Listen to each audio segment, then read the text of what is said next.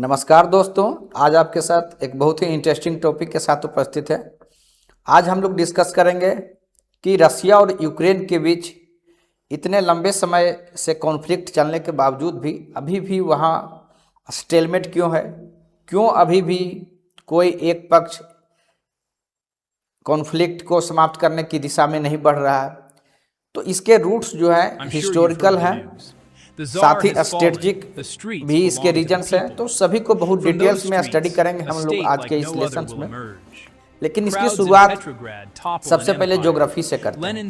सबसे पहले हम लोगों को यह पता होना चाहिए कि जो कॉन्फ्लिक्ट रीजन है वो है कहाँ पे और क्या उसके स्ट्रेटजिक लोकेशंस हैं, ये हम लोग अभी देखेंगे। तो सबसे पहले आपको यह जानना चाहिए कि ये जो आपका एरिया है यूक्रेन का, इसको कहते हैं लुहांस्क। ये जो दूसरा एरिया है इसको बोलते हैं डोनेट्स्क। ये दोनों को मिला के जो है डॉनबास रीजन बोला जाता है। अब तीसरा जो इंपॉर्टेंट पार्ट है वो है क्रीमिया। ठीक है, जैसा कि आप सभी को पता है कि क्रीमिया का 2014 में जो है रसिया के द्वारा एनेक्सेशन कर लिया गया था। अब क्रीमिया क्यों इंपॉर्टेंट है आपको यह समझना चाहिए। देखिए है क्या कि यहाँ पर एक पोर्ट है सेवास्तोपोल पोर्ट करके, ठीक है, नाम याद रखिएगा, सेवास्तोपोल। ठीक है, एक्चुअली में हुआ क्या था, रसिया और यूक्रेन के बीच आपको पता है, आगे के स्लाइड्स में चर्चा करेंगे कि 1991 में जब यूएसएसआर का डिसइंटीग्रेशन होता है उसके बाद यूक्रेन एक इंडिपेंडेंट कंट्री बनता है। जब दोनों कंट्री के बीच आप कह सकते हैं कि जब डिसइंटीग्रेशन होगा तो बाकी चीज़ों के भी इश्यूज पर डिस्कशन होंगे। तो यहाँ पर जो नेवल फ्लीट्स है उसको किस तरीके से डिस्ट्रीब्यूशन किया जाए, इसको लेके जो है रसिया और यूक्रेन के बीच एक सहमति बना था। उसमें यूक्रेन के द्वारा ये कहा गया था कि जो ब्लैक सी के जो पोर्ट्स हैं प्लस जो क्रीमिया जो आपका आइलैंड है उसके जो फैसिलिटी हैं वो रसिया को सर्टेन ईयर्स के लिए आप कह सकते हैं एवेल करने का के लिए एग्रीमेंट किया गया था। अब यहाँ पर देखिए एक पोर्ट है सेवास्तोपोल जिसके बारे में बताया क्रीमिया आइलैंड पे। ये एक्चुअली में क्या है, अगर आप रसिया का इसको देखिएगा अच्छे से ज्योग्राफी को तो आपको समझ में आएगा कि ऊपर जो नॉर्थवर्ड जैसे ही जाइएगा तो वहाँ पर आपको जो भी आपका जो ओशियन रूट्स है वहाँ पर विंटर में जो है स्पेशली जो है बर्फ जमे रहेंगे, तो वो ट्रेड रूट्स ओपन नहीं होंगे।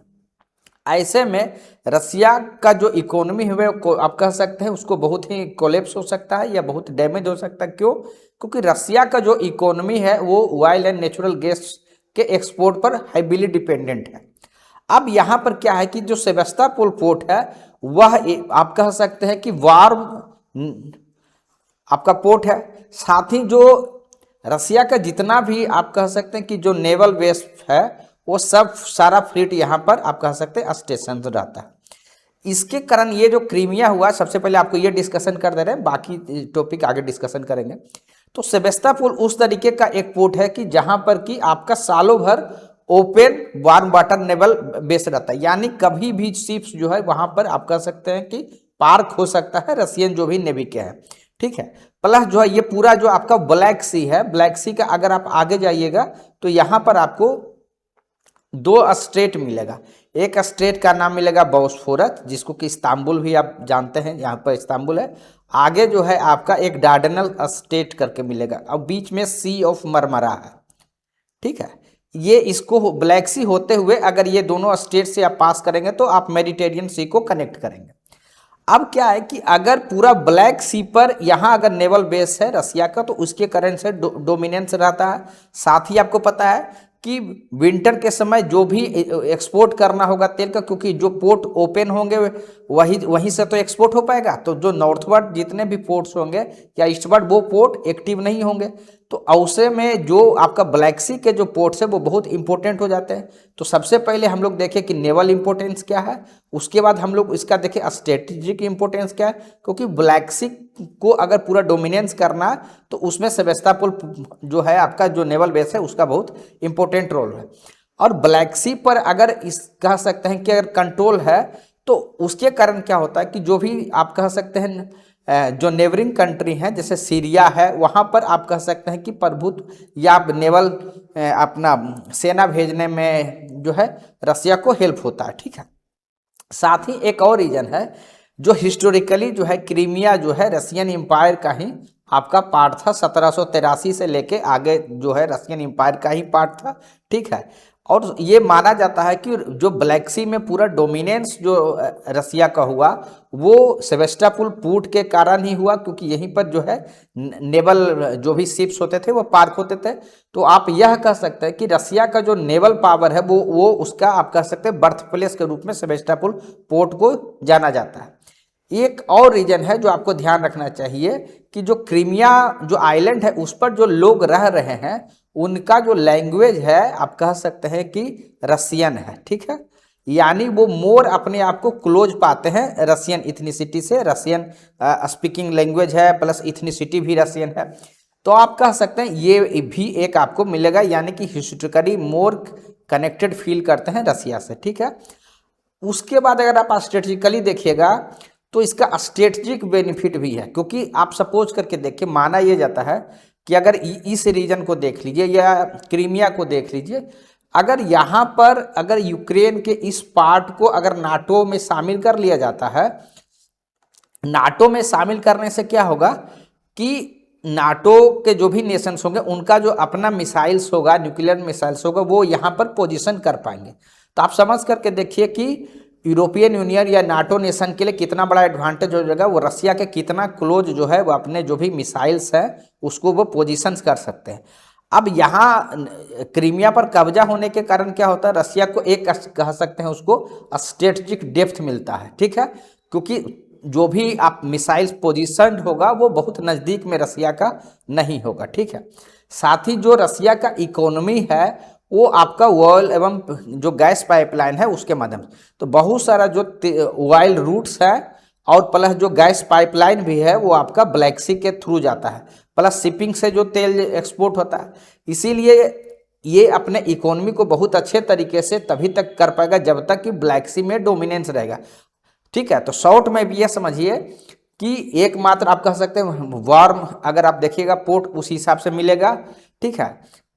उसके साथ ही जो ब्लैक सी पर डोमिनेंस है तो उसके कारण ये अपने जो एक्सपोर्ट है उसको कर पाएगा। स्ट्रेटेजिक एडवांटेज हम लोग चर्चा कर लिए, हिस्टोरिकली बताए कि आपको किस तरीके से रसिया का पार्ट रहा था, ये रहेगा। साथ ही जो कुछ अन्य रीजन्स दिए जाते हैं उसमें ये कहा जाता है कि क्रीमिया पर एनेक्स करके जो रसिया का आप कह सकते हैं कि जो प्राइड जो लॉस्ट हुआ था उसको जो है गेन हुआ, प्लस जो वर्तमान प्रेसिडेंट हैं व्लादिमीर पुतिन जो है उनका जो पॉपुलैरिटी है इंक्रीज हुआ है या उनका जो है लेजिटिमेसी इंक्रीज हुआ है। तो इन सब कारण से क्या हुआ है कि क्रीमिया को जो है रसिया आसानी से छोड़ना नहीं चाह रहा है, या उसके जो है एडवांटेज हम आपको जो है यहाँ पर आपको काउंट करके बताएं।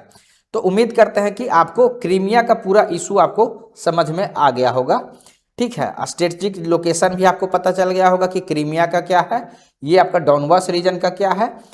तो इन चीज़ों को आगे हम लोग अगर चले उसके पहले आप इनके जो ज्योग्राफी पार्ट है उनको आप अच्छे से समझ गए होंगे, ठीक है। अब हम लोग थोड़ा सा देखते हैं कि किसी भी जो वर्तमान में स्थिति है उसके कहीं ना कहीं जो रूट्स है वो हिस्ट्री में होते हैं। तो हिस्टोरिकल जो रूट्स है वो हम लोग देखने की कोशिश करेंगे और वर्तमान में किस तरीके से इसके ग्लोबल कॉन्सिक्वेंसेस हुए हैं वो सब हम लोग देखने की कोशिश करेंगे।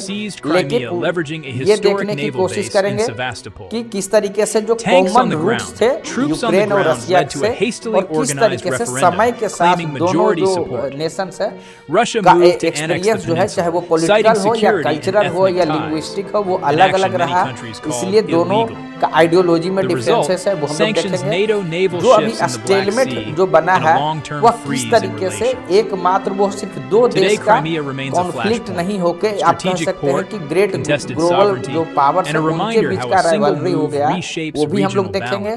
साथ ही यह भी हम लोग देखने की कोशिश करेंगे कि किस तरीके से जो सिक्योरिटी इंटरेस्ट है दो जो ग्लोबल पावर है उसके वहाँ पर जो है इंटैक्ट हो गए हैं, और किस तरीके से ऐसी स्थिति क्रिएट हो गया कि दोनों साइड में से कोई भी पीछे जाने को एग्री नहीं हो रहा। वो सब स्टोरी हम लोग देखेंगे।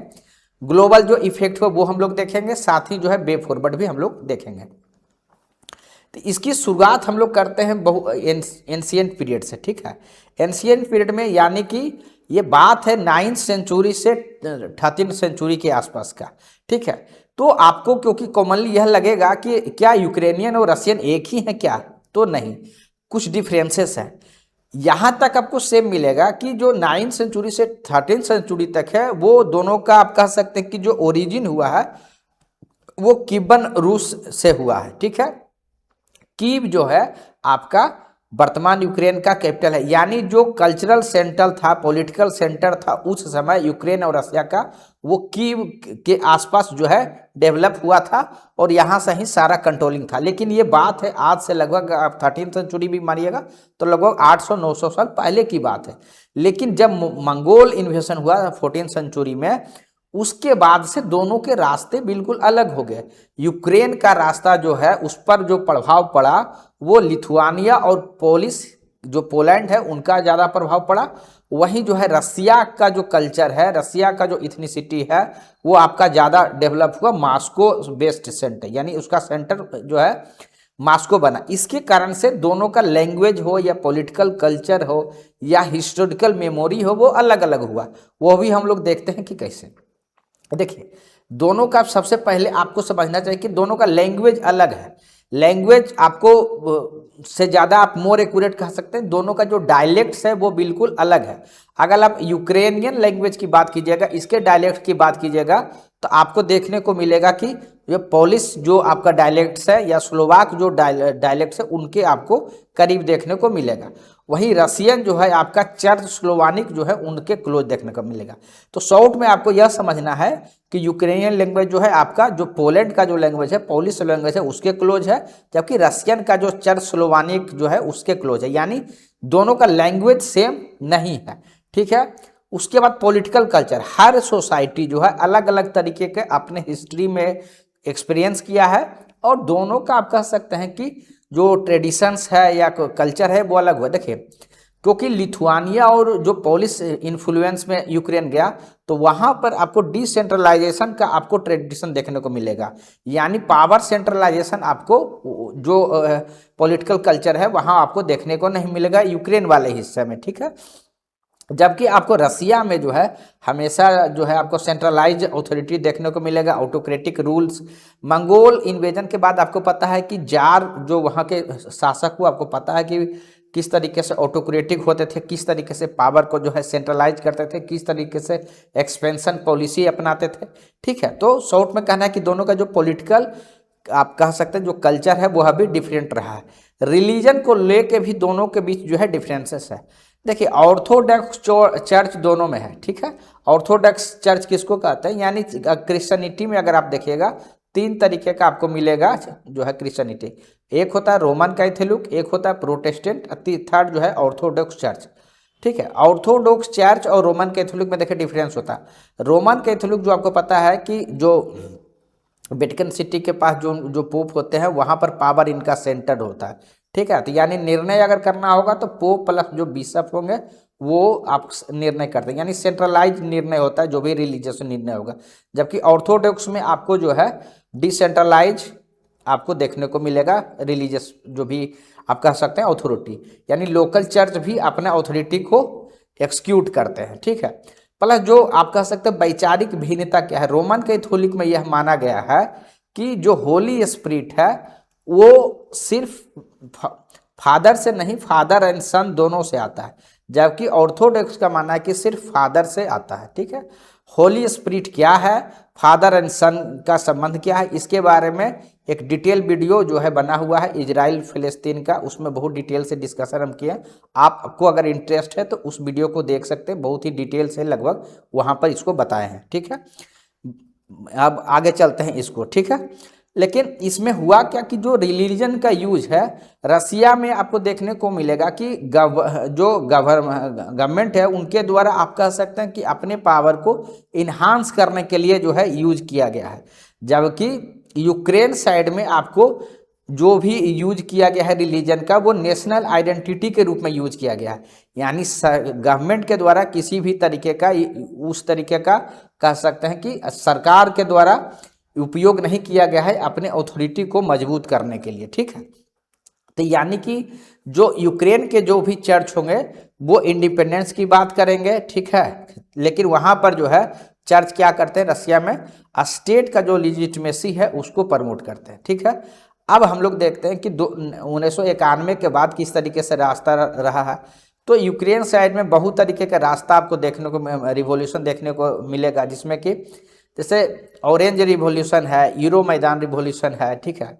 उसी तरीके से आपको रसिया में कंसोलिडेशन ऑफ सेंट्रलाइज पावर देखने को मिलेगा। ऑरेंज पावर यूरो मैदान क्या है हम आगे आने वाला स्लाइड्स में बताएंगे, ठीक है। जब 1991 के बाद किस तरीके से जो है स्थिति चेंज हुआ है, ठीक है, तो उसके बारे में जब बताएंगे तो आपको 2003-4 में किस प्रकार से जो है ऑरेंज रिवॉल्यूशन हुआ, और फिर 1450 में किस प्रकार से जो है आपका वो चीज़ें चेंज हुआ है, वो हम लोग जो है आपको डिस्कशन करेंगे, ठीक है। तो उसके बारे में जो है हम लोग आगे के स्लाइड्स में इसको देखेंगे, ठीक है। अब हम लोग सबसे पहले देखते हैं कि यूक्रेन का प्रोस्पेक्टिव क्या है आपका हिस्ट्री के बारे में, ठीक है। यूक्रेन देखिए किस तरीके से देखता है रसिया को, क्योंकि दोनों का एक दूसरे के प्रति विश्वास होना बहुत जरूरी है तभी। अब देखिए जो यूक्रेन का जो प्रोस्पेक्टिव है वो इस तरीके से मानता है कि जो इंटीग्रेशन किया गया है यूक्रेन का रसिया में वो फोर्सफुल तरीके से हुआ। अब देखिए यूक्रेन क्या हुआ था, जब आपको पता है 1917 में जब रशियन क्रांति हुआ, रशियन रिवॉल्यूशन हुआ, उस समय यूक्रेन अपने आप को इंडिपेंडेंट कंट्री के रूप में घोषित करता है, लेकिन जो रसिया के जो बोल्शेविक्स थे और उन्होंने अपने रेड आर्मी का यूज करते हुए फोर्सिबली जो है यूक्रेन को अब रसिया का जो है हिस्सा बनाया गया, ऐसा यूक्रेनियन प्रोस्पेक्टिव है, ठीक है। उसी तरीके से ये कहा जाता है कि जो जब यूएसएसआर के अंतर्गत जब यूक्रेन था, तो एक हिस्ट्री है जिसको कि ये लोग कहते हैं कि ऑपरेशन, यानी कि वहां पर जानबूझकर यूक्रेनियन जो लोग हैं उनको आप कह सकते हैं ऑपरेस किया गया है, दबाया गया है, इस तरीके से उसको देखते हैं, ठीक है। अब इसके कुछ एग्जाम्पल्स दिए जाते हैं, जैसे कि होलोडोमोर, फेमाइन, फोर्स कलेक्टिवाइजेशन, ठीक है। अब क्या होता है ना, फोर्स कलेक्टिवाइजेशन के कारण पहले आपको ये बताते हैं कि जो है कलेक्टिवाइजेशन होता क्या है, तब आप इसको अच्छे से समझ पाए। देखिए कलेक्टिवाइजेशन क्या है कि आपको पता है कि रसिया जो है, आप जब मार्क्स का थ्योरी है उसके तहत जो है ये रिवॉल्यूशन हुआ था। मार्क्स का अगर आप थ्योरी देखिएगा उसमें इंडस्ट्रियल जो वर्कर्स है उनके द्वारा आप कह सकते हैं कि मूवमेंट लीड करने की बात की जाती है। यानी मार्क्स का अगर थ्योरी देखिएगा तो इंडस्ट्रियलाइजेशन को प्रमोट किया जाना है, ठीक है। तो इंडस्ट्री को अगर प्रमोट करना है तो आप सिंपली सोच के देख सकते हैं कि किस चीज़ का जरूरत पड़ेगा, पूंजी चाहिए यानी कैपिटल चाहिए, प्लस क्या चाहिए, उसके लिए आपको लेबर चाहिए। तो क्योंकि आपको पता है कि रसिया के पास उतने कैपिटल्स नहीं थे, यानी कि जो प्राइवेट इन्वेस्टर थे या प्राइवेट इंटरप्रेन्योर थे उतने नहीं थे जितना कि वेस्टर्न कंट्री में थे। तो अगर आपको compete करना है बेस्ट कंट्री के साथ तो कैपिटल चाहिए। तो रसिया में एकमात्र ऑप्शन था कि जो एग्रेरियन सरप्लस जो है उसको फोर्सेबली जो है सीज किया जाए और उसका एक्सपोर्ट किया जाए। ये जो है आपका आर्गुमेंट जो है तत्कालीन जो रूलर थे स्टालिन के द्वारा दिया जाता है, ठीक है। तो वहां पर दो तरीके का कलेक्टिवाइजेशन किया गया। एक कलेक्टिवाइजेशन किया गया था जिसमें कि बड़े बड़े जो किसान थे उनका कलेक्टिव फॉर्म्स बनाया गया था, यानी कि जो खेत होंगे उनको एक साथ मर्ज कर दिया गया और यहीं पर और तर्क दिया गया कि इस बड़े खेत होने के कारण यहाँ पर साइंटिफिक खेती अधिक हो सकता है, प्रोडक्टिविटी बढ़ेगा, और ये सारे आर्गूमेंट्स दिए गए। और उसमें जो बेनिफिट्स होते थे उसको जो जितने किसान होते थे उसमें डिस्ट्रीब्यूट किया जाता था। लेकिन यहाँ पर आप कह सकते हैं कि पॉइंट क्या था कि मेजोरिटी शेयर ना स्टेट ले लेता था, ठीक है। दूसरा था कि स्टेट के द्वारा जो है फार्म्स को ले लिया गया और वहाँ पर खेती कराया जाता था, और सर्टेन जो आप कह सकते हैं आपको जो ग्रेन्स होते थे डिस्ट्रीब्यूट किया जाता था, बाकी ग्रेन्स जो है स्टेट के द्वारा सीज कर लिया जाता था, ठीक है। तो अब इसमें हुआ क्या कि जो प्राइवेट कलेक्टिवाइजेशन में अभी तक आप समझ गए हो कि प्राइवेट फॉर्म्स जो है एबोलिश कर दिए गए, ठीक है। और जो ग्रेन्स होते थे या लैंड होते थे उसको फोर्सेबली सीज किया गया, ठीक है। इवन कि घर से भी लोगों का जो है अनाज सीज किया जाता था अगर एक्स्ट्रा पाया जाता था तो। और आर्गुमेंट दो दिया जाता था कि जो इंडस्ट्री है वो तभी लगेगा जब कैपिटल होगा, और कैपिटल के लिए पूंजी चाहिए, तो यानी एक्सपोर्ट पहला रीजन ये हुआ। दूसरा था कि अगर वर्कर चाहिए, लेबर चाहिए, तो जो अगर गांव में लोग रह रहे हैं, अगर उनको फोर्स करेंगे कि बहुत अधिक बेनिफिट नहीं है, तो यही लोग जो है वो आपका इंडस्ट्री में काम करने आएंगे, तो दोनों चीज़ पूरा हो जाएगा, कैपिटल भी पूरा हो जाएगा और लेबर भी पूरा हो जाएगा। तो इनको देखते हुए जो है कलेक्टिवाइजेशन का आपका ये कंसेप्ट दिया गया था। ऑल दो क्रिटिक्स का ये मानना है कि ये जो कलेक्टिवाइजेशन लाया गया था वो इसलिए लाया गया था कि जो बड़े बड़े किसान थे जो रिवोल्ट कर सकते थे उनको दबाने के लिए, ताकि किसी भी प्रकार का रिवोल्ट नहीं हो और स्टेट अपने पावर को जो है मैक्सिमाइज कर सके। ठीक है, तो ये चीज़ था। अब हम लोग कलेक्टिवाइजेशन आपको समझ में आ गया। अब होलोडोमोर जो फेमाइन है उसके बारे में चर्चा करते हैं।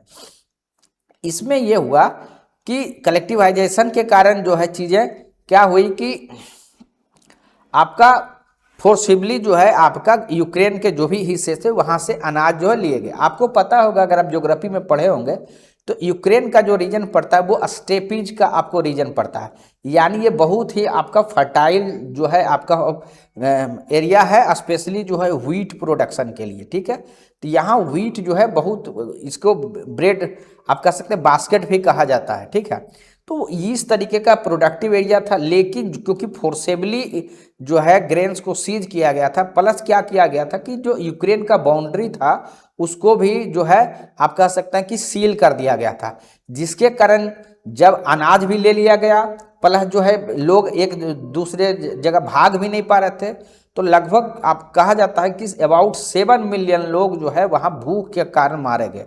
यानी सोच के देखें कितनी बड़ी संख्या, 70 लाख के अबाउट लोग यूक्रेनियन जो है होलोडोमायर फेमाइन जो है आपका 1932-33 की बात है, तब इतने लोग मारे गए। तो ये कह सकते हैं कि ये यूक्रेनियंस के मन में जो यूएसएसआर के समय जो ऑपरेशन हुआ उसको लेके छवि है।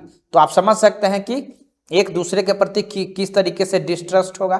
प्लस एक और कारण है कि जो यूक्रेन के जो भी एलाइट्स थे, एलाइट्स मतलब जो उस समय के टीचर्स होंगे, जो उस समय के स्कॉलर्स होंगे, साइंटिस्ट होंगे, उन सभी का या जो पॉलिटिकल एक्टिविस्ट हो, सभी का आप कह सकते हैं एक्सक्यूशन किया गया। उसको एक्सक्यूटेड रेनेसा के नाम से जानते हैं, उनको आप कह सकते हैं बहुत सारे लोगों को मार दिया गया।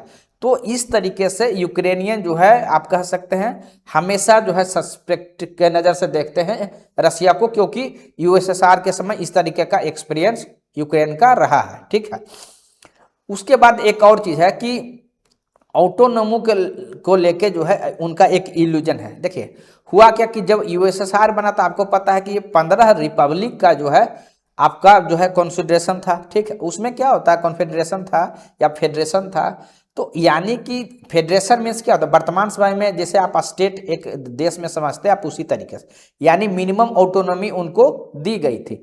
यानी यूक्रेन भी उस समय एज ए रिपब्लिक काम कर रहा था। ठीक है, अब क्या था, क्योंकि साइज बहुत बड़ा था, तो रसिया का यह कोशिश था कि जो यूनाइटेड नेशन है वहां पर एक एक्स्ट्रा जो है सीट मिले, तो इसलिए जो है पुश कर रहा था कि यूक्रेन को मिले, और उसके कारण यूक्रेन को यूनाइटेड नेशन में एक अलग सीट भी मिला हुआ था, अपना एक संविधान भी था, लेकिन रियल पावर और रियल ऑथोरिटी जो है मॉस्को में था।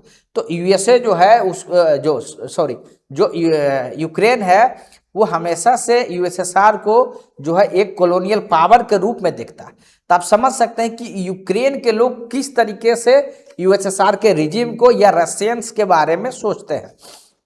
वहीं अगर रसिया का प्रोस्पेक्टिव अगर देखिएगा तो रसिया का ये मानना है कि जो है यूएसएसआर, जब ग्रेट यूएसएसआर था उस समय भी रसिया जो है सेंटर ऑफ आप कह सकते हैं यूएसएसआर था, और ये आप कह सकते हैं कि ग्रेट पावर्स था, और हमेशा से जो है नेशनल ग्रेटनेस और सुपर पावर को स्टेटस रखता था।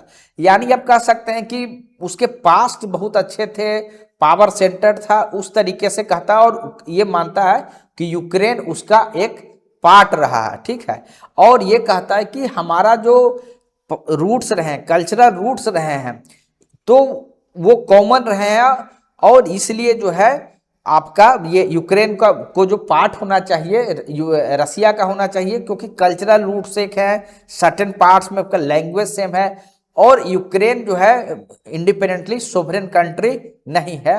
ठीक है, इस तरीके का मत जो है आपका रखते हैं रसिया के लोग। ठीक है, अब हम लोग चर्चा करते हैं आपका होलोडोमोर फेमाइन, जो 1932-33 की बात है। आपसे हम डिटेल में चर्चा कर चुके कि इसको ये कहा जाता है कि ह्यूमन मेड फेमाइन। क्यों? क्योंकि बॉर्डर को सील कर दिया गया था और फोर्स्ड तरीके से जो है कलेक्टिवाइजेशन को लागू किया गया था। किस तरीके से ब्रेड बास्केट ऑफ यूएसएसआर जिसको कहा जाता था, वहां के लोग भूख के कारण मरे, ये हम लोग चर्चा किए। बॉर्डर सील कर दिए गए थे, ये सब हम लोग चर्चा किए, ताकि भाग भी नहीं सके, और इतना क्रूएल तरीके से जो है डेथ हुआ था। इम्पैक्ट भी चर्चा की हम लोग कि लगभग 7 मिलियन लोग जो है मारे गए थे। पॉलिटिकल कॉस्ट जो है उसको जीनोसाइड के रूप में जो है यूक्रेनियन हमेशा देखते हैं। ठीक है, कल्चरल अटैक, क्योंकि जो है जिस तरीके से Ukrainian writer, poets, leader etc का जो है आप कह सकते हैं कि एक्सक्यूशन किया गया, इसको यूक्रेनियन अपने कल्चर पर जो है अटैक मानते हैं। साथ ही क्या हुआ, जब यूएसएसआर का जब रिजीम था तो यूक्रेनियन जो लैंग्वेज है उसको आप कह सकते हैं कि एडमिनिस्ट्रेशन में शामिल नहीं किया गया। हर जगह जितना कम्युनिकेशन का होता है, चाहे वो एडमिनिस्ट्रेशन हो या अदर प्लेसेस पर भी रशियन लैंग्वेज को प्रमोट किया गया। यानी यूक्रेनियन लैंग्वेज को भी आप कह सकते हैं कि यूएसएसआर के रिजीम में जो है सप्रेस किया गया। इसके कारण जो है यूएसएसआर जो है हमेशा रसिया को लेकर जो है आप कह सकते हैं स्पेक्टिकल रहता है। ठीक है, सनसनीखेज रहता है। ठीक है, तो ये चीजें हम लोग देखें कि हिस्ट्री के रूप में किस तरीके से है। प्लस अभी तक हम लोग यह भी देखें कि किस तरीके से रसिया जो है यूक्रेन को एक सिक्योरिटी बफर के रूप में देखता है। बफर मीन्स क्या होता है कि यूरोपियन यूनियन का कंट्री देख लीजिए और आपका यहाँ पर कंट्री ये देख लीजिए, तो उसके बीच में एक कह सकते हैं कि एक बफर है, यानी बीच में एक है, यानी डायरेक्ट कन्फ्रंटेशन यूरोपियन यूनियन या नाटो से नहीं है, बीच में एक कुशन है, एक बफर है। तो उस तरीके से भी जो है आपका रसिया के लोग देखते हैं। ठीक है, तो ये अभी तक हम लोग हिस्ट्री की बात किए। अब हम लोग आगे देखते हैं कि किस तरीके से ये इतने अभी तक हम लोग चर्चा किए, 1991 तक चर्चा किए। अब क्या होता है कि जब 1991 में जब डिसइंटीग्रेशन होता है यूएसएसआर का, उसके बाद यूक्रेन जो है आपका इंडिपेंडेंट कंट्री बनता है, वो है 24 अगस्त 1991। तो अभी तक हम लोग यह देखें कि डीप कल्चरल टाइज होने के बावजूद जो है आपका 1991 में जो है कंट्री जो है आपका अलग हो जाते हैं। अब उसके बाद आपको कुछ सर्टेन जो है इवेंट्स जो है हिस्ट्री के जो है वो हम आपसे चर्चा किए, चाहे वो क्रीमिया के बारे में हो या फिर हम लोग किस तरीके से लैंग्वेज के बारे में चर्चा किए, वो हम लोग चर्चा किए। तो ये सारी चीज़ें जो है हम लोग अभी स्टडी कर चुके हैं। ठीक है, उसके बाद हम लोग यह भी ध्यान रखना चाहिए कि देखिए वहाँ पर क्या हुआ था, 1986 में एक चेर्नोबिल का आपका एक न्यूक्लियर डिसास्टर का इंसिडेंट हुआ था। यानी न्यूक्लियर आप कह सकते हैं कि वहाँ पर प्लांट थे जिसमें आप रेडियो एक्टिव जो है आपका रिलीज हुआ था, और बहुत सारे लोग उस समय आप कह सकते हैं कि आपका डेथ भी हुआ था। उस समय अमेरिका जो है हेल्प किया था यूक्रेन को। ठीक है, तो ये चीज़ें जो है उस आप कह सकते हैं यानी वेस्ट के लोग जो है यूक्रेन को उन चीज़ों से हेल्प किए थे। अब हुआ क्या था, जब 1991 में जब आपका यूक्रेन जो है आज़ाद हो गया, उसके बाद से यहाँ पर एक आप कह सकते हैं कि मेजर जो है आप कह सकते हैं मिस्टेक कह सकते हैं, यूक्रेन ने क्या किया, एनपीटी साइन कर लिया। एनपीटी मतलब होता है नन, यानी कि जो इस ट्रीटी को साइन कर लेगा वो किसी भी तरीके से आप कह सकते हैं न्यूक्लियर आप एक्सपेरिमेंट नहीं करेगा, या अपने आप को न्यूक्लियर कंट्री के रूप में बनाने के लिए जो भी प्रोग्राम्स होते हैं वो उस तरीके का प्रोग्राम नहीं करेगा। तब से लेके यानी जब यूक्रेन ने एनपीटी 1991 में साइन कर लिया, तब से यूक्रेन का सुरक्षा का आप कह सकते हैं एक तरीके से नाटो और प्लस जो है आपका अदर कंट्री इनडायरेक्ट रूप से करते रहे हैं, और तभी से नाटो और यूक्रेन के बीच आप कह सकते हैं कि रिलेशनशिप डेवलप होना चालू हुआ। ठीक है, तो ये चीज़ें आपको ध्यान रखना है कि किस तरीके से जो है आपका इन करता है आपका नाटो जो है यूक्रेन के अंदर। ठीक है, अब हम लोग थोड़ा सा देख लेते हैं कि दोनों के बीच किस तरीके से जो है आपका जो सिक्योरिटी इंटरेस्ट है किस तरीके से है कि दोनों में से कोई भी पक्ष झुकने को तैयार नहीं हो रहे हैं। अब देखिए रसिया का किस हिसाब से देखता है, रसिया यूक्रेन को देखता है एज ए सिक्योरिटी बफर, यानी कि अगर नाटो को क्लोज नहीं आना है तो एज ए बफर के रूप में जो है यूक्रेन काम करेगा। ठीक है, प्लस ये देखता है कि अगर नाटो के मेंबर अगर यूक्रेन हो गया तो उसके कारण क्या होगा कि नाटो का जो वेपन्स है या जो वेस है वो उसके बॉर्डर के बहुत नज़दीक आ जाएगा, जो आप कह सकते हैं रसिया के सिक्योरिटी के लिए जो है अच्छा नहीं है। तो रसिया के हिसाब से वे ये कहता है कि यह सिर्फ टेरिटरी का डिस्प्यूट नहीं है, ये एग्जिस्टेंस की बात कि अगर इतना नज़दीक अगर न्यूक्लियर वेपन्स या दूसरे यूएसए या यूरोपियन यूनियन का अगर जो है नेवल बेस या आप कह सकते हैं मिलिट्री बेस इतना नज़दीक रह, तो ये मेरे एग्जिस्टेंस के लिए खतरा है। इसीलिए रसिया जो है इस स्तर तक है कि आप कह सकते हैं कि झुकने को तैयार नहीं होता है। ठीक है, उसके बाद क्या कहता है कि अगर नाटो जो है अगर का मेंबरशिप यूक्रेन ले लेता है तो पूरा का पूरा आप कह सकते हैं जो पूरा स्ट्रक्चर है, सिक्योरिटी स्ट्रक्चर है, वो पूरा चेंज होगा। तो इसके कारण रसिया जो है यूक्रेन को किसी भी स्थिति में नाटो का मेंबर नहीं बनने देना चाहता है। ठीक है, अब है कि यूक्रेन के लिए क्या बात है। यूक्रेन देखिए क्या कहता है कि यूक्रेन इसको अपना कंप्लीट सोवरेंटी और के रूप में इसको देखता है, क्योंकि यूक्रेन के जो चाहे वो डॉनबास रीजन हो या क्रीमिया का एनेक्सेशन हो, उसको आप कह सकते हैं उसके संप्रभुता से जुड़ा हुआ है।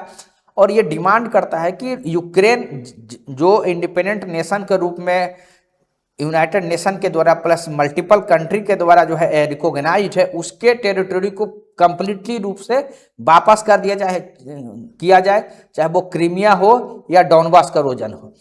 प्लस ये यह कहता है कि हर country as a sovereign nation उसका वो फ्रीडम होना चाहिए कि वो चूज करेगा कि उसको नाटो के साथ जाना है या नहीं जाना है।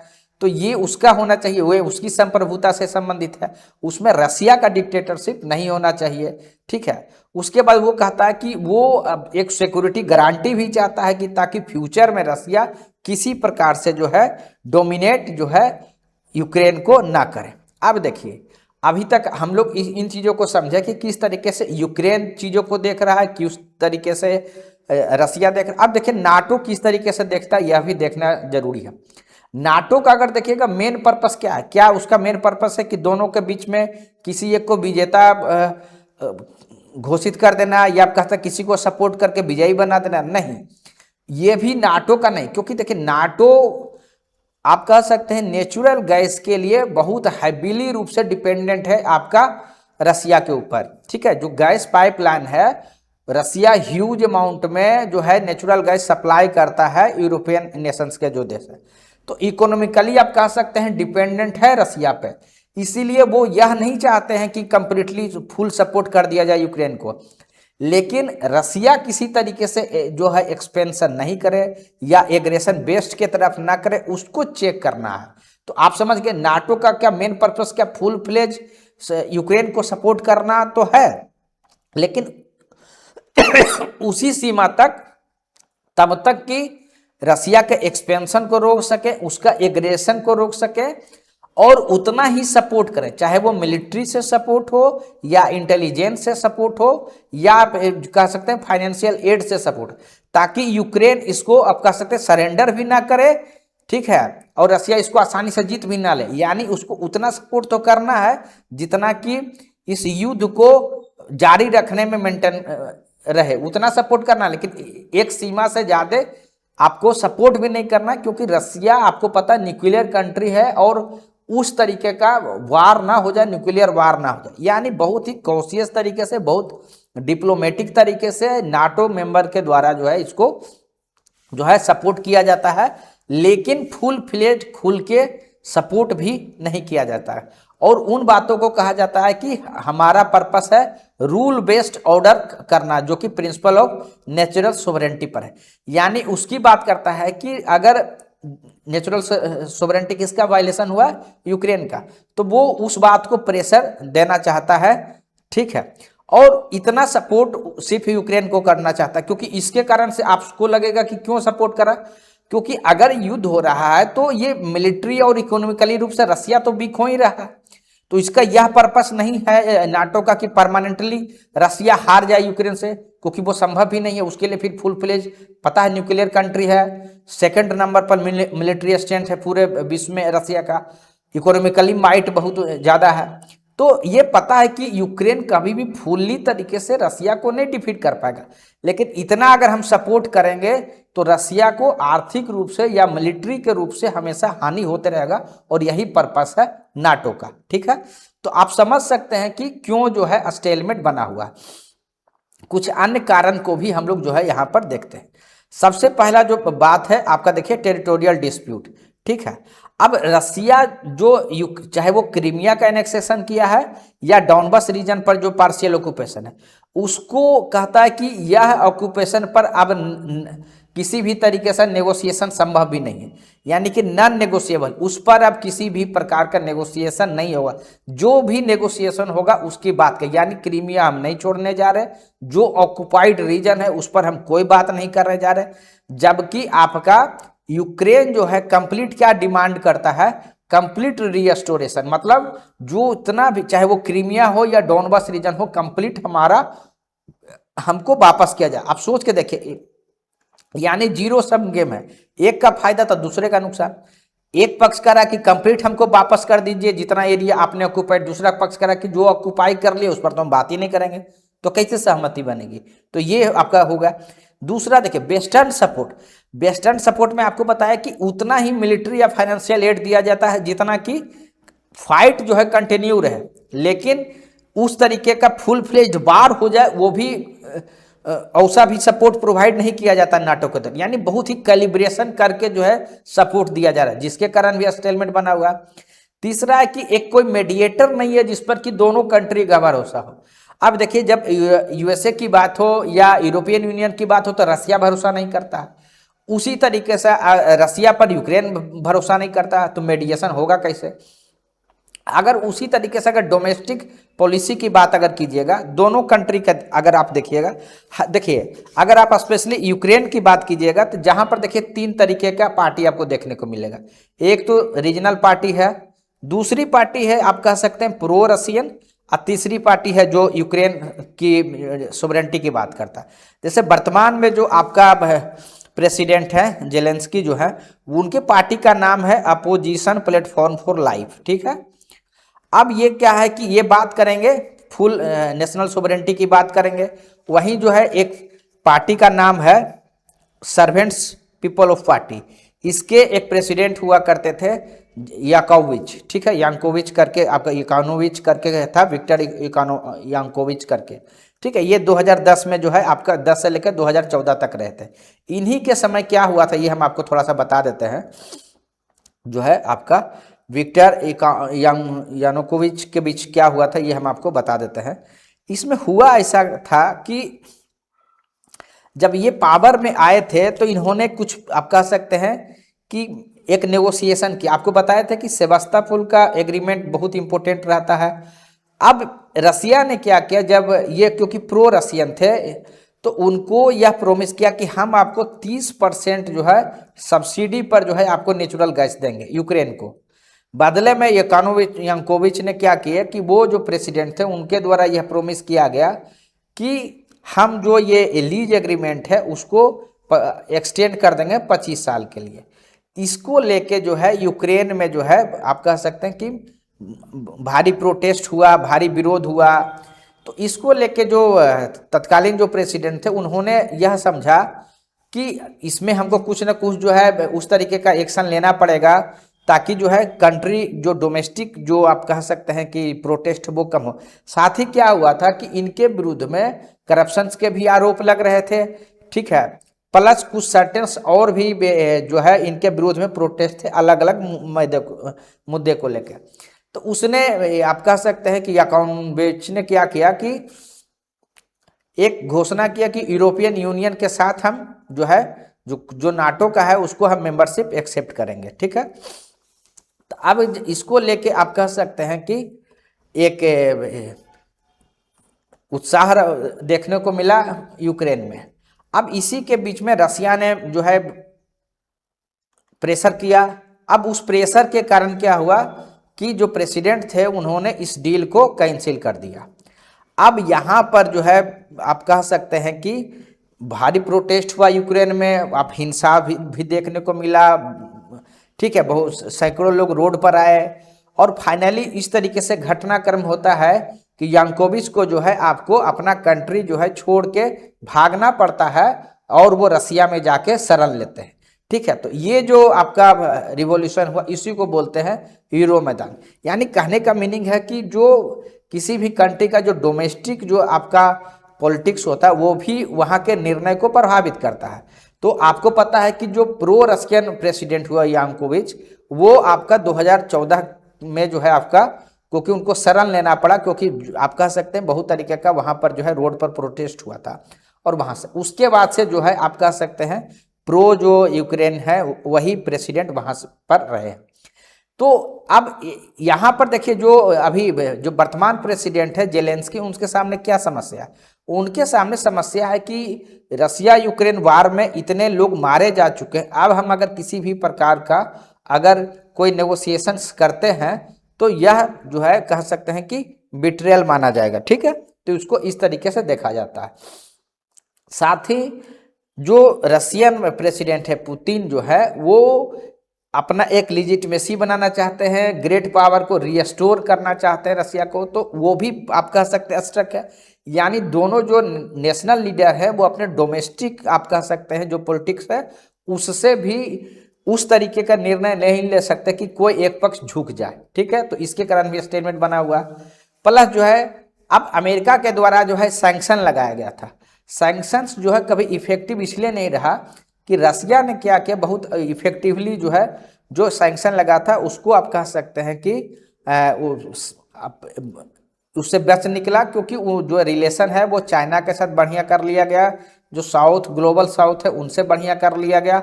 ठीक है, तो इस तरीके से इकोनॉमी पर सर्टेन तो प्रभाव पड़ा, लेकिन इतना नहीं पड़ा कि उसके कारण जो है युद्ध से वापस होना पड़े। ठीक है, और बहुत इफेक्टिव तरीके से अपने इकोनॉमी के एडजस्ट किया और उसके कारण रसिया अपना आप कह सकते हैं कि जो एनेक्स किया है उस पर वो अडिग है अभी भी। प्लस जो है नाटो के जो मेंबर्स कंट्री हैं वो युद्ध को उतना एस्केलेट नहीं करना चाहते हैं कोई न्यूक्लियर वार हो। तो इन सारे स्थिति के कारण हुआ क्या है कि ये सारा का सारा जो आप कह सकते हैं कि इंसिडेंट से ये हुआ कि किसी भी कंट्री को वापस लेने में नहीं बन रहा है, कोई भी अपना पैर जो है वापस लेने को तैयार नहीं है। ठीक है, तो कारण हम लोग देख लिए, एक आपसे हम चर्चा किए थे वो हम आपको नहीं बता पाए। ऑरेंज रिवॉल्यूशन देखिए क्या था, 2003 और 4 की बात है। उस समय यूक्रेन में जो है आपका एक इलेक्शन हुआ था जिसमें जो आपका विक्टर जो आपका यांकोविच है वो विनर घोषित हुए थे, लेकिन यह कहा गया कि यह जो है इलेक्शन जो है फेयर तरीके से नहीं हुआ और वहाँ सुप्रीम कोर्ट के द्वारा ये जजमेंट दिया गया था कि हाँ ये इलेक्शन में जो है गड़बड़ियाँ हुई थी और पुनः जो है वहाँ पर चुनाव हुआ था और वहाँ पर विक्टर जो है योशंको करके एक राष्ट्रपति वहाँ पर बने थे। तो ऑरेंज रिवॉल्यूशन क्या था, बहुत ही शांतिपूर्ण तरीके से हुआ था, कोर्ट के माध्यम से उसका फैसला हुआ था। लेकिन जो यूरो मैदान का रिवॉल्यूशन था वो आप कह सकते हैं वायलेंस से रिलेटेड था, आपका उसमें वायलेंस इन्वॉल्व था, रोड पर हुआ था, जो है इस तरीके का प्रोटेस्ट आपको देखने को मिलेगा। तो अभी तक जो है हम लोग इस बात को चर्चा किए कि किस तरीके से जब 1991 में जो है आपका यूक्रेन जो है अलग हुआ तो क्या हुआ, 2003 में हम लोग जो है इस बात की भी चर्चा की कि किस तरीके से वहाँ जब प्रेसिडेंट को लेके जो है वहाँ जब चुनाव में गड़बड़ियाँ देखने को मिला था, सुप्रीम कोर्ट के फैसला दिया, उस समय जो रिवॉल्यूशन हुआ था उसको ऑरेंज रिवॉल्यूशन कहते हैं। बदले में क्या हुआ, जब अमेरिका और ये सब कंट्री जो सपोर्ट किए थे यूक्रेन को, तो यूक्रेन भी जो है आपका 2003 में आपको पता है इराक में जो है आपका बहुत तरीके का कॉन्फ्लिक्ट चल रहा था, तो वहाँ आपका यूक्रेन जो है यूएसए को भी सपोर्ट आपको किया था। अब क्या हुआ, 2013 वाला चर्चा हम आपसे कर चुके हैं कि किस तरीके से जो है आपका जो है यूरो मैदान का जो है आपका रिवॉल्यूशन हुआ, उसके बारे में हम आपसे चर्चा कर चुके हैं। 2014 में किस तरीके से आपका सीज फायर हुआ आप कह सकते हैं, या उसको मैटर को शांत कराया गया यूरोपियन यूनियन की मदद से, ये हम आपसे चर्चा किए। ठीक है, 2014 और 15 में किस तरीके से जो एग्रीमेंट है वो 2 एग्रीमेंट होता है, एक होता है मिन्स्क और फिर जो है 2015 में मिन्स्क 2 करके होता है। ये दोनों एग्रीमेंट जो है आपका सफल नहीं हो पाता है, इसलिए क्योंकि इस एग्रीमेंट में ये बात कहा जाता है कि देखिए यूक्रेन का हमेशा कहना रहता है कि हमको पुनः जो फुल टेरिटरी है वो वापस कर दिया जाए, तब जाके जो है सीज फायर किया जाए, सीज, ठीक है। लेकिन रसिया जो है कभी भी उस पर तैयार नहीं हो रहा, तो उसको लेके आप कह सकते हैं कि दो एग्रीमेंट हुआ था कि जो डोनबास रीजन है वहाँ पर युद्ध को समाप्त किया जाए, ठीक है। लेकिन क्योंकि दोनों का पूर्व में जैसा चर्चा किए कि एक कंट्री जो है कंप्लीटली फुल जो टेरिटरी नुकसान हुआ उसको वापस चाहता है, जबकि रसिया जो है उसको तैयार नहीं होता, ठीक है। तो ये सारी चीज़ें हुआ, तो उसके कारण दो एग्रीमेंट होता है, मेंस एग्रीमेंट, वो दोनों जो है सक्सेसफुली जो है काम नहीं कर पाता है, ठीक है। अब हम लोग थोड़ा सा देखते हैं उसके कारण इंडिया पे जो है आपका किस तरीके से प्रभाव हुआ। देखिए इंडिया आपको पता है कि मेजोरिटी ऑफ जो तेल जो है वो इंपोर्ट करता है, तो ऑफकोर्स रसिया उसका मेजर पार्टनर है, तो उसके कारण से जो है ऑयल प्राइसेस बढ़े, तो उसके कारण से इंडिया का इंपोर्ट बिल बढ़ा, सप्लाई चेन जो है आपका डिस्टर्ब हुआ, साथ ही रसिया से पोटास फर्टिलाइजर आता था वो भी शॉर्टेज हुआ, उसके कारण भी प्राइस जो है बढ़ा। तो ये कुछ सर्टेन पॉइंट्स है जो इंडिया पर आपका इफेक्ट हुआ, ठीक है। तो उसके अलावा कुछ अन्य चीज़ें भी है, स्ट्रेटेजिक एंड डिफेंस एग्रीमेंट को, क्योंकि पता है कि इंडिया 60-70% जो है मिलिट्री आपका हार्डवेयर रसिया से प्राप्त करता है, इंक्लूडिंग जो स्ट्रेटेजिक जो प्लेटफॉर्म है जैसे S-400, जो आपको पता है कि ऑपरेशन सिंदूर के दौरान बहुत हेल्पफुल रहा था, ठीक है। तो वो जो आपका सिस्टम है या सुखोई जो जेट्स है ये भी रसिया के द्वारा प्रोवाइड किया जाता है। तो इसके कारण क्या हुआ, इस वार के कारण सप्लाई चेन स्ट्रेंथ हुआ, क्योंकि आपको जो भी स्पेयर पार्ट्स मंगाना है उसमें विलम्ब हुआ, ठीक है। उसी तरीके से जो है आपका यानी कि जो है अब जो चाइना के साथ जो कॉन्फ्लिक्ट हो रहा था उसके आप कह सकते हैं उसके लिए तैयार होने में भी इंडिया को आप कह सकते हैं मिलिट्री रेडीनेस में थोड़ा समय लगा, क्योंकि बहुत सारा जो इक्विपमेंट है वो रसिया से आता है, ठीक है। तो उसके कारण क्या होता है कि आपका जो है ये पॉजिटिव में क्या देखेगा कि क्योंकि दूसरे देश पर डिपेंडेंसी था, तो इंडिया में देखेगा आत्मनिर्भर भारत चला, जिसमें कि इंडिया यह निर्णय लेता है कि हम लोग अपना डिफेंस जो मैन्युफैक्चरिंग है उसको पुश करेंगे। साथ ही डाइवर्सिफाई भी किया कि एक कंट्री पर डिपेंडेंट रहने से जो है नुकसान हो सकता है, इसलिए यूएस, फ्रांस, इजराइल इन सभी कंट्री के साथ जो है हमारे मिलिट्री जो है आप कह सकते हैं प्रोक्योरमेंट से संबंधित डील बढ़े, ठीक है। ये सब कुछ पॉजिटिव जो है आपको हुआ। अब है कि इंटरनेशनल स्तर पर किस तरीके से चीज़ें जो है हो रहा है। सबसे पहले हम लोग इंडिया की बात करेंगे। इंडिया कभी भी जो है आपका यूनाइटेड नेशन का जब कभी भी रिजोल्यूशन लाया गया है कि रसिया को कंडेम करने का, तो आपको इंडिया जो है उससे बचते रहा है, ठीक है। तो उसका कारण क्या है कि इंडिया जो भी निर्णय लेता है, आपको पता है कि नेशनल इंटरेस्ट के कारण आप हम लोग देखते हैं कि किस तरीके से एनर्जी सेक्टर में, किस तरीके से न्यूक्लियर सेक्टर में, किस तरीके से जो है डिफेंस सेक्टर में हमारा जो है डिपेंडेंसी जो है, ये हमारे रिलेशन जो है चाइना के साथ है। इसलिए कभी भी ओपनली जो है इंडिया जो है यूनाइटेड नेशन का रिजोल्यूशन से हमेशा जो है अगेंस्ट में जब कभी भी आता है तो बचते रहा है, ठीक है। अब हम लोग देखते हैं कि जियो पोलिटिकल कॉन्सिक्वेंसेस देखते हैं क्या हुआ जो इंडिया के द्वारा जो निर्णय लिया गया। ऑफ कोर्स ये स्वाभाविक है कि जो वेस्ट के जो नेशंस होंगे उनसे हमारे रिलेशनशिप कुछ समय के लिए ख़राब होंगे, चाहे वो यूएस हो या यूरोपियन यूनियन हो, ठीक है। लेकिन फ़ायदा क्या हुआ कि जो ग्लोबल साउथ है वहाँ पर इंडिया को उस कंट्री के रूप में देखा जाने लगा कि हाँ ये इंडिपेंडेंट तरीके से निर्णय लेता है, या जो नॉन अलाइंड नेशन है उनकी बातों को रखता है, उसकी बातों को एडवोकेसी करता है। तो आप कह सकते हैं कि जो है इंडिया को वहाँ से जो ग्लोबल साउथ का लीडरशिप मिला। उसके बाद जो है आपका इंडिया जो है किस तरीके से अपने नेशनल इंटरेस्ट को ध्यान में रखते हुए निर्णय लेता है, ठीक है। तो उसका भी ये आप कह सकते हैं कि एक आपको एग्जाम्पल देखने को मिलेगा। और इंडिया का जो फॉरेन पॉलिसी है वो उस पर केंद्रित है कि अपने नेशनल इंटरेस्ट को ध्यान में रखे करेगा, वो फिर से जो है रीइंफोर्स हुआ। तो ये जो सर्टेन कुछ चीज़ें हैं। अब है कि इन सब के बीच जो है आपका वे फॉरवर्ड क्या है, ठीक है। वे फॉरवर्ड क्या है तो वो हम लोग जो है आगे के स्लाइड में हम लोग देखते हैं। एक तो ये है कि जैसे कोरिया में जो वार हुआ था तो वहाँ भी फाइनल कंक्लूजन नहीं निकला था, तो वहाँ जिस तरीके से आप कह सकते हैं कि कोरियन पेनिनसुलर जो में जिस तरीके से मॉडल अपनाया गया था उसी तरीके से यहाँ भी अपनाया जाए, यानी कि जो लाइन ऑफ कंट्रोल है वहीं पर आपको जो है आप कह सकते हैं फाइटिंग को रोक दिया जाए और किसी भी प्रकार का टेरिटोरियल अब या पॉलिटिकल जो है सेटलमेंट अभी नहीं किया जाए, ठीक है। उसके लिए जो है अलग चैनल्स जो है रखे जाए, ठीक है। तो ये चीज़ें हो सकता है और उस स्थिति में रखा जाए कि युद्ध जो है फिर से इस्कालेट नहीं हो, ठीक है। उसके बाद फिर जो हम लोग चर्चा किए कि फॉर्मली जो है उसको सीज फायर कर दिया जाए बिना किसी फाइनल सेटलमेंट का, ठीक है। और जो कोर इशू है कि मेंबरशिप होगा या नहीं होगा, या डोनबास रीजन का कौन रियल में जो है ओनरशिप रखेगा, किसका पार्ट होगा, ये भविष्य में इसको नेगोशिएशन के माध्यम से डील किया जाए। साथ ही जो है जो आप कह सकते हैं डिप्लोमेसी को इंक्रीज किया जाए।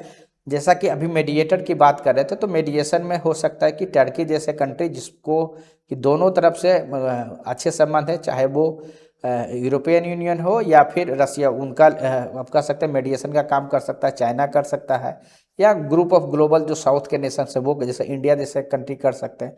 तो उन लोगों को आगे आके बीच का एक जो है आप कह सकते हैं नेगोशिएट कराने की कोशिश किया जाना चाहिए और फोकस उस पर होना चाहिए कि किसी भी कि धीरे धीरे जो आप कह सकते हैं जो कॉन्फ्लिक्ट है वो डी एस्केलेट हो, आप उससे जो है वार आगे न बढ़े, ठीक है। और स्लोली जो है इंटरनेशनल जो ऑर्डर्स हैं वो धीरे धीरे किस तरीके से जो है आपको जो है रीस्टोर हो, ठीक है।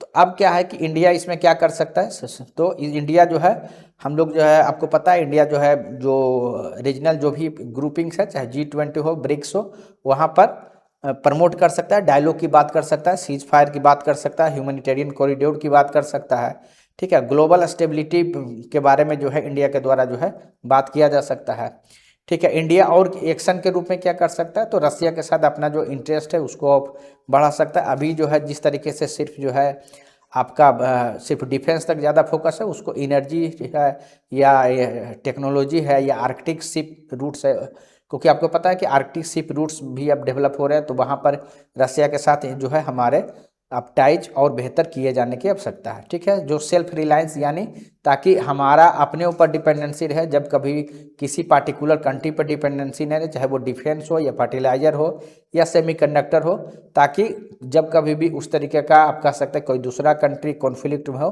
तो इंडिया का जो नेसेसिटी है वो हैम्पर नहीं हो, ठीक है। उसी तरीके से जो मल्टी अलाइनमेंट जो है एक कंट्री से नहीं अनेक कंट्री से जो है इंडिया के रिलेशनशिप जो है आपका होना चाहिए। उसमें यह ध्यान रखते हुए कि इंडिया जो है एक अपने जो फॉरेन पॉलिसी है उसको आप ऑटोनोमस तरीके से एग्जीक्यूट कर सकता है, ठीक है। तो इन चीज़ों को ध्यान रखना। तो लास्ट में बस इतना आप लोगों को कहेंगे कि जितना हम लोग देखें उसमें आप लोग यह पाए होंगे कि मेन दिक्कत क्या है कि यूक्रेन कहता है कि फुल जो है जितना भी टेरिटोरी यूक्रेन का गया है, चाहे वो डॉनबॉस हो या यूक्रेन हो, दोनों सॉरी जो क्रीमिया है उसको वापस मिले, ठीक है। तब जो है उसके बाद जो है कोई डायलॉग हो या उसके बाद सीज फायर हो। वहीं रसिया के क्या बात करता है, रसिया बात करता है कि जो आपका डॉनबास रीजन, क्योंकि क्रीमिया तो ये आप एनेक्सी कर लिया है, डॉनबास रीजन में ऑटोनोमी की बात करता है, ऑटोनोमी की बात करता है, ठीक है। ऑटोनोमी मीन्स क्या, यहाँ आपको पता है जैसा हम लोग डिस्कशन किए कि इस रीजन में रसियन स्पीकिंग लोग ज़्यादा हैं, तो यूक्रेन को क्या डर है कि अगर यहाँ ऑटोनोमी दिया जाएगा तो हो सकता है कि ये जो, क्योंकि यहाँ जो सेपरेटिस्ट हैं वो आप कह सकते हैं रसियन स्पीकिंग है, ये क्लोज टाइज फ्यूचर में चाहे वो मिलिट्री के रूप में हो या पॉलिटिकल रूप में हो रसिया से रख सकते हैं, जो यूक्रेन के सोवरेंटी के लिए ठीक नहीं है। इसलिए यूक्रेन का मानना है कि जो रसियन जो भी ऑक्यूपाइड एरिया है उससे कम्प्लीटली डीमिलिटराइज किया जाए, पूरा जो रसिया की आर्मी है वो वापस जाए, पूरा एरिया जो है आप कह सकते हैं कि रशियन आर्मी से फ्री हो, फिर वहाँ पर लोकल चुनाव कराया जाए और उसके बाद फिर चीज़ें जो होगा फिर ऑटोनोमी दिया जाएगा। तो आप समझ सकते हैं कि ना ये चीज़ होता हुआ प्रतीत दिख रहा है, ना इसका कोई जो है हाल फिलहाल जो है इसका कोई सॉल्यूशन होता हुआ दिख रहा है। साथ में जो नाटो है, नाटो भी उस तरीके से फुल फ्लेज सपोर्ट यूक्रेन को नहीं कर रहा है, ठीक है। आप हम लोग देखें कि किस तरीके से बहुत ही कैलिब्रेटेड तरीके से नाटो का सपोर्ट रहा है। तो इसके कारण क्या है ना कि स्टेलमेट बना हुआ है। तो उम्मीद करते हैं कि आपको जितना भी आपको इस टॉपिक्स से जानकारी आपको चाहिए एग्जाम पॉइंट ऑफ व्यू से वो आपको होगा, चाहे वो हिस्ट्री की बात हो या फिर अभी प्रेजेंट जो सिचुएशन हो उसके बारे में हो, ठीक है। तो आपको कंसेप्ट क्लियर हो गया होगा उम्मीद करते हैं। साथ ही अगर आपको ये वीडियो अच्छा लगा तो काइंडली इसको लाइक कीजिए, अधिक से अधिक लोगों के बीच शेयर कीजिए और चैनल को सब्सक्राइब कीजिए। और किसी भी प्रकार का अगर आपको सजेशंस है तो उसको जो है आप ज़रूर कमेंट बॉक्स में लिखिए, ताकि हम लोग आने वाले वीडियो में उसको जो है एकोमोडेट कर सकें। तो thank you very much, thank you.